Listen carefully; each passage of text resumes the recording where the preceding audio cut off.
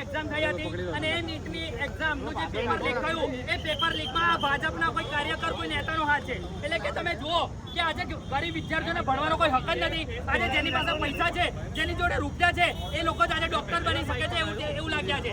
આજે ગરીબ અને મધ્યમ વર્ગના વિદ્યાર્થીઓ 24 કલાક રાત દિવસ એક કરીને મહેનત કરે છે. એમના મા બાપ આટલો પરસેવો પાડીને મહેનત કરે છે, પૈસા કમાઈને વિદ્યાર્થીઓને ભણાવે છે. પરંતુ તમે જુઓ કે આજે એવું સાબિત થયું છે કે જેની પાસે રૂપિયા છે, જેની પાસે પૈસા છે, એ લોકો ડોક્ટર બની શકે છે. પછી બાકી ગરીબ અને મધ્યમ વર્ગના વિદ્યાર્થીઓનું તો એક સપનું જ છે કે જે ડોક્ટર બની શકે. આજે 10 વર્ષની અંદર 83 પેપર ભાજપ સરકારની સરકારમાં 12 તારીખે પેપર રદ કરવામાં આવ્યું. કે 3 તારીખથી લઈને 12 તારીખ સુધી સરકાર સુધેલી હતી.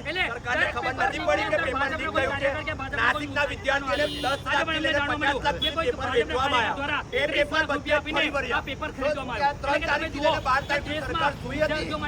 અને જ્યારે જે લોકોને પકડવામાં આવ્યા છે, ષડયંત્રથી પકડવામાં આવ્યા છે, સરકારને જે પણ ભ્રષ્ટાચાર છે, જે પણ આની પાછળ જે પણ સરકાર હોય કે કોઈ પણ અધિકારી હોય એને કડકમાં કડક સજા આપો.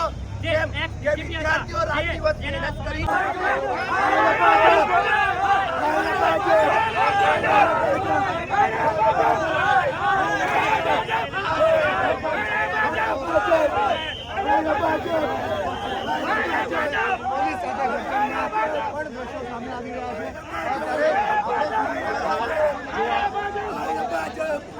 આ વિદ્યાર્થીઓની સાથે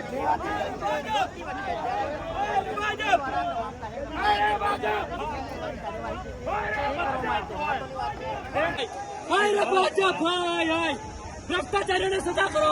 આ ભાજપના કાર્યકરો દ્વારા પેપર ફોડવામાં આવે છે. આ એનટીએ નું પેપર ભાજપનો